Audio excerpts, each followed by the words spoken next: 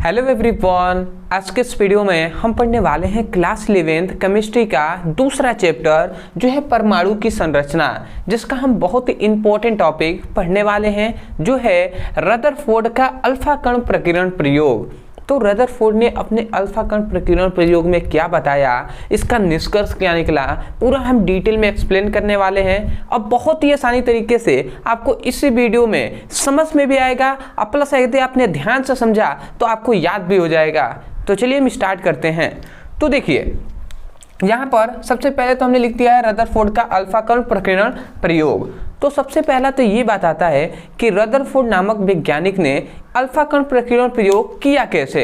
जब हम प्रयोग को जानेंगे उसके बाद ही ना हम कुछ लिखेंगे, तो हम पहले समझाते हैं और समझा कर ही आपको लिखना भी है, समझ जाएंगे तो लिख भी लेंगे। तो चलिए हम देखते हैं। तो रदरफोर्ड ने क्या किया, एक सोने की पतली सी पन्नी लिया। रदरफोर्ड ने क्या लिया, एक सोने की पतली सी पन्नी लिया। ठीक है, ध्यान से समझेंगे। रदरफोर्ड ने एक सोने की पतली सी पन्नी लिया और इस पर अल्फा कणों का बौछार कराया। जैसे ये मान लेते हैं ये अल्फा कण है, ठीक है। तो ये अल्फा कणों का रदरफोर्ड ने क्या किया, इस पर बौछार कराया। ठीक है, तो रदरफोर्ड ने पाया कि अधिकांश अल्फा कण क्या होते हैं, सोने की पतली पन्नी से आर पार निकल जाते हैं। ये क्या है, ये अल्फा कण है। समझ में आया। रदरफोर्ड ने यही देखा कि रदरफोर्ड ने एक सोने की पतली सी पन्नी लिया और उस पे अल्फा कणों का बौछार कराया। बौछार मतलब होता है प्रहार कराया।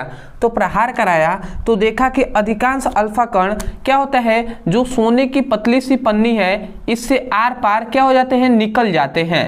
ठीक है, और कुछ अल्फा कण अपने मार्ग से विचलित हो जाते हैं। जैसे कुछ अल्फा कण अपने मार्ग से विचलित हो जाते हैं इस प्रकार। ठीक है, अब बहुत अल्फा कण, बहुत कम अल्फा कण जिस मार्ग से गए हुए होते हैं उसी मार्ग से वापस लौट आते हैं। समझ में आया। तो रदरफोर्ड ने ये तीन बातें ही प्रयोग में अपने बताया। रदरफोर्ड ने सबसे पहली बात क्या बताया, सबसे पहली बात याद रखेंगे, रदरफोर्ड ने यह कहा कि परमाणु का अधिकांश भाग खाली होता है, क्योंकि जो अल्फा कणों का प्रहार कराया तो अधिकांश अल्फा कण क्या होते हैं, ये बाहर निकल जाते हैं। और दूसरा इन्होंने बताया कि जब दूसरा इन्होंने प्रयोग किया तो इन्होंने ये बताया कि कुछ अल्फा कण अपने मार्ग से विचलित हो जाते हैं। और तीसरा इन्होंने ये भी कहा कि क्या कहा कि कुछ मतलब बहुत कम अल्फा कण जिस मार्ग से गए हुए होते हैं उसी मार्ग से वापस लौट आते हैं। तो इन्होंने तीन ये प्रयोगों में अपने तीन बातों को बताया। तो सबसे पहले हम यही लिखेंगे। तो चलिए हम एक एक करके लिखते हैं। सबसे पहले आप यही लिखेंगे, आप लिखेंगे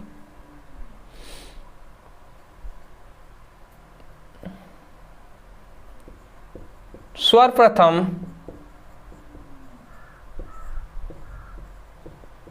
रदरफोर्ड ने एक सोने की पतली पन्नी लिया, पतली सी पन्नी लिया और उस पर क्या कराया, उस पर अल्फा कणों का बौछार कराया। तो लिखेंगे अल्फा कणों का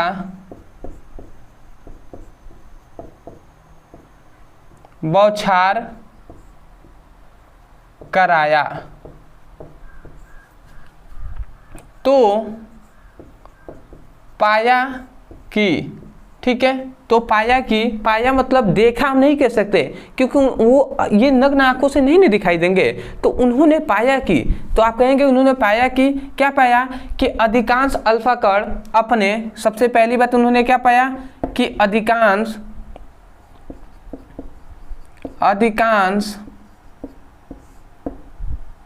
अल्फा कण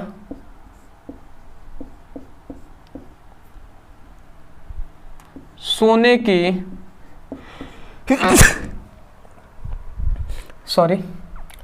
सोने की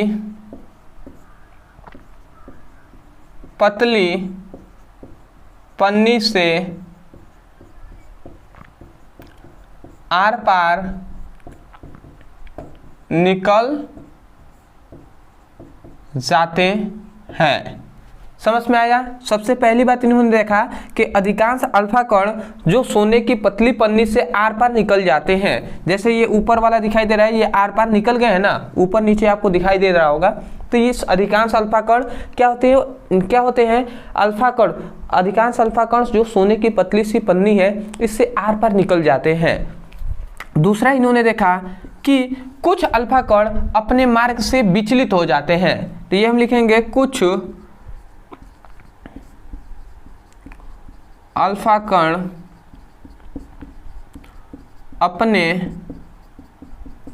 मार्ग से विचलित हो जाते हैं। और तीसरा इन्होंने ये देखा कि बहुत कम अल्फा कण जिस मार्ग से गए हुए होते हैं उसी मार्ग से वापस लौट आते हैं। तो हम यही लिखेंगे और कुछ अल्फा कण जिस मार्ग से गए होते हैं उसी मार्ग से, मार्ग मतलब समझ रहे हैं ना, रास्ता, पथ, ठीक है, उसी मार्ग से वापस लौट आते हैं। ठीक है, इतना इन्होंने प्रयोग में देखा। अब देखिए जब इतना सब हो गया तो उसके बाद रदरफोर्ड ने एक निष्कर्ष दिया और उस निष्कर्ष में इन्होंने क्या बताया, तो हम लिखेंगे अतः चूंकि इसलिए रदरफोर्ड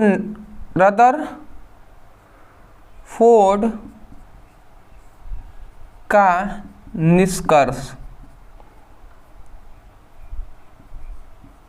अब रदरफोर्ड ने क्या निष्कर्ष दिया, ये इंपॉर्टेंट है क्योंकि यहीं से तो इसका पता चलेगा कि इसकी खोज का मतलब हमारे जीवन में क्या उपयोग है। तो देखिए रदरफोर्ड ने मतलब इसका निष्कर्ष दिया कि इस पर निष्कर्ष इन्होंने ये निकाला, रदरफोर्ड ने कहा कि जो सोने की पतली सी पन्नी लिया इसको इन्होंने मतलब परमाणु कहा।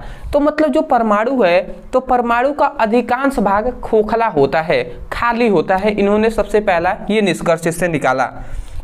तो वही हम लिखेंगे, रदरफोर्ड ने सबसे पहली बात क्या कहा कि परमाणु का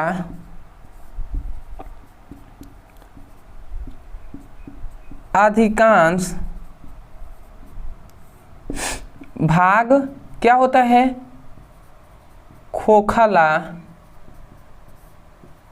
होता है।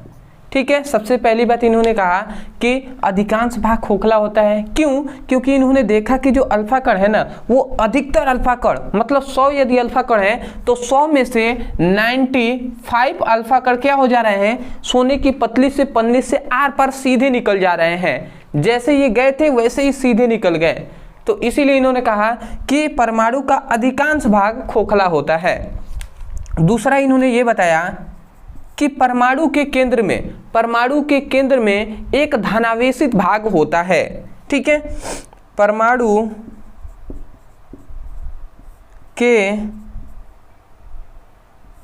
के केंद्र में एक धनावेशित भाग होता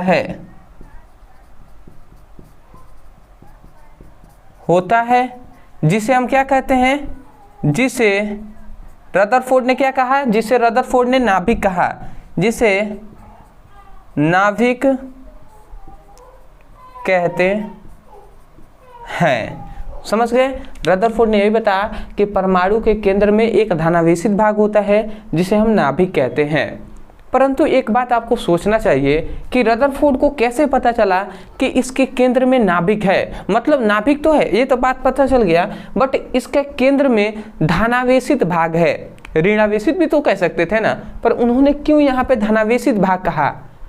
इसलिए कि देखिए वो जानते थे कि जो अल्फा कण है ना, अल्फा कण ये धनात्मक होता है। क्या होता है?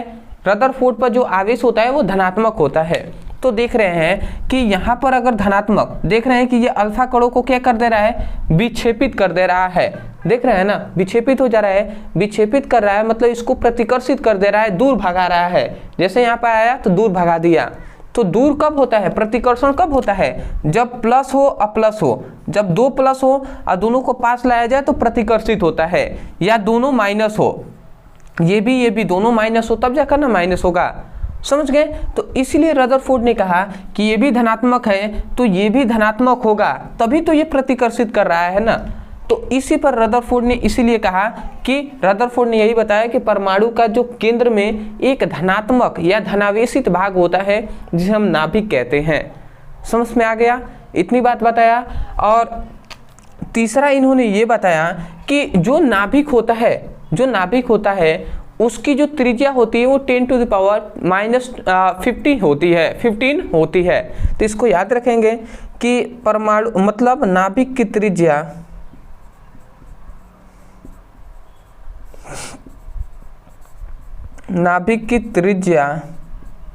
कितनी होती है, 10⁻⁻15 सेंटीमीटर होती है। तो इस बात को आपको याद रखना है। तो देखिए, यदि आपका एग्जाम में आ जाता है रदरफोर्ड का अल्फा कण प्रकीर्णन प्रयोग लिखिए, तो आपको यहाँ से लेकर यहाँ तक लिख देना है। और ये भी बात याद रखेंगे कि आपके क्लास 9th में भी ये टॉपिक है, क्लास 11th में भी ये टॉपिक है, और क्लास 12th में भी ये टॉपिक है। और ये टॉपिक पूछा भी जाता है क्लास 12th में। तो मैं अभी से कहूँगा कि इसको जरूर आप तैयार कर लीजिए, ये मोस्ट इंपॉर्टेंट टॉपिक है। आता है बोर्ड एग्जाम में, यहाँ से यहाँ तक लिख देंगे, फुल टू फुल मार्क्स आपके मिल जाएंगे। तो यदि वीडियो अच्छा लगा हो तो वीडियो को लाइक कीजिएगा, चैनल पर नए हो तो चैनल को जरूर सब्सक्राइब कर लीजिएगा। और तीसरी एक आपके लिए बहुत इंपॉर्टेंट सूचना है कि यदि आप भी क्लास 11th का फिजिक्स और केमिस्ट्री का सीरियस होकर पढ़ाई करना चाहते हैं तो आप जाइए चैनल के प्लेलिस्ट में, वहाँ पे फिजिक्स और केमिस्ट्री दोनों का प्लेलिस्ट मिलेगा। वहाँ से चैप्टर वाइज सीक्वेंस में सभी वीडियो आपको मिलेंगे, तो वहाँ से जाकर आप पढ़ाई कीजिए। और यदि वीडियो अच्छा लगा हो तो अपने जो भी फ्रेंड्स हैं उनको इस चैनल के बारे में बताइए कि वो आप भी वहाँ से जाकर पढ़ाई करें। ठीक है, तो चलिए दोस्तों, आज के लिए इतना है। मिलते हैं एक बेहतरीन टॉपिक के साथ, तब तक के लिए धन्यवाद।